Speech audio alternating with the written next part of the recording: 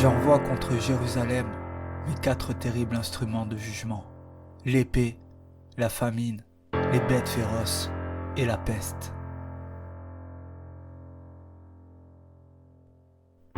Cette parole fut prononcée par le prophète Ézéchiel contre Jérusalem. Car en ce temps, le peuple d'Israël était dans un grand trouble.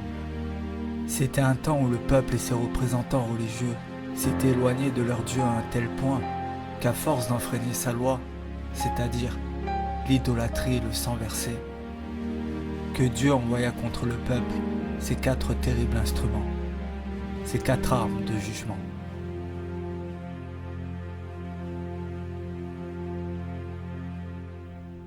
Pourtant Dieu a envoyé ses prophètes avertir.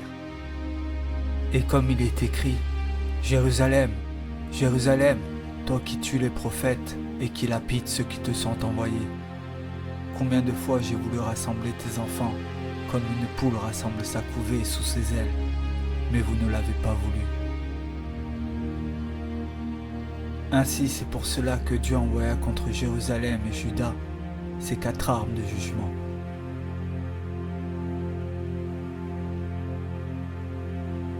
Que sont l'épée, la famine, les bêtes sauvages et la peste.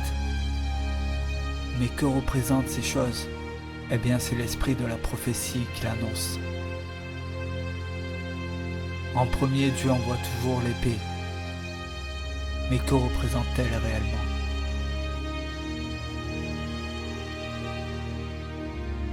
Eh bien, lisons ce qui suit.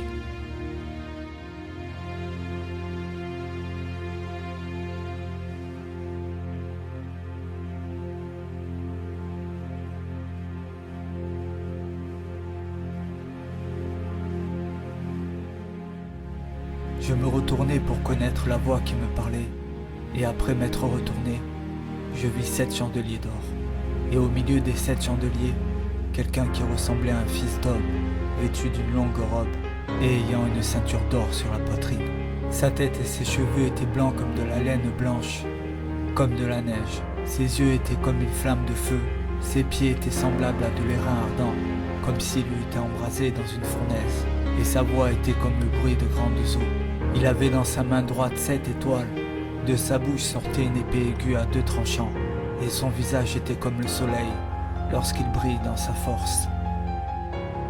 Dans ce passage du livre de la Révélation, Jean voit en vision le Seigneur, et de sa bouche sort une épée aiguë à 2 tranchants.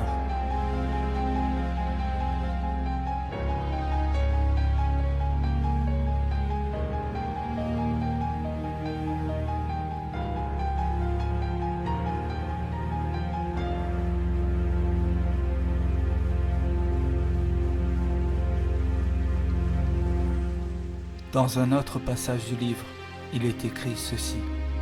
Puis je vis le ciel ouvert, et voici parut un cheval blanc.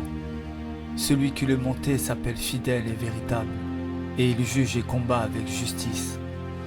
Ses yeux étaient comme une flamme de feu. Sur sa tête étaient plusieurs diadèmes. Il avait un nom écrit que personne ne connaît, si ce n'est lui-même. Il était revêtu d'un vêtement teint de sang. Son nom est la parole de Dieu. Les armées qui sont dans le ciel le suivaient, sur des chevaux blancs, revêtus d'un fin lin blanc pur. De sa bouche sortait une épée aiguë à 2 tranchants, pour frapper les nations. Vous noterez ici que dans ces 2 passages, Jean voit la même personne, c'est-à-dire le Christ, car nous en retrouvons les mêmes caractéristiques. Et parmi ces caractéristiques, nous voyons cette épée qui sort de sa bouche. Mais il y a une autre indication. Il est écrit « Son nom est la parole de Dieu ». Ainsi Jésus, qui est la parole de Dieu, a aussi pour nom la vérité.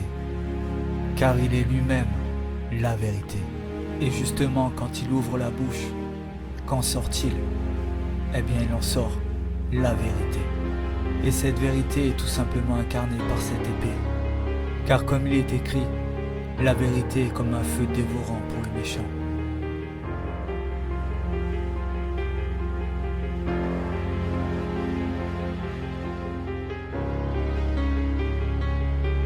Et cette arme, l'épée, est un jugement. C'est un jugement contre le mensonge et contre ceux qui en font usage. Ainsi, ceux qui acceptent la vérité changeront d'attitude, mais d'autres préféreront ignorer ces avertissements, allant même jusqu'à la combattre. Voici donc la première arme que Dieu emploie pour le peuple, c'est la vérité. Ce n'est pas une arme contre le peuple, car comme le prophète Ézéchiel l'a dit,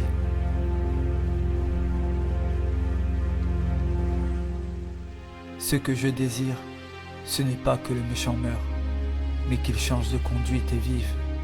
Revenez, revenez de votre mauvaise voie, mais pourquoi mourriez-vous, maison d'Israël?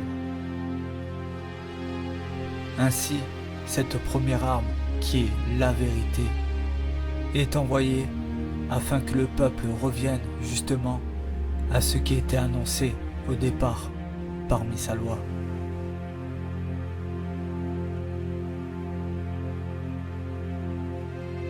Et cette vérité est tout simplement incarnée par cette épée. Et il lui envoie la vérité quand le mensonge a envahi le pays. Et justement cette première arme, cette vérité, a été personnifiée par la venue des prophètes parmi le peuple, afin de combattre le mensonge.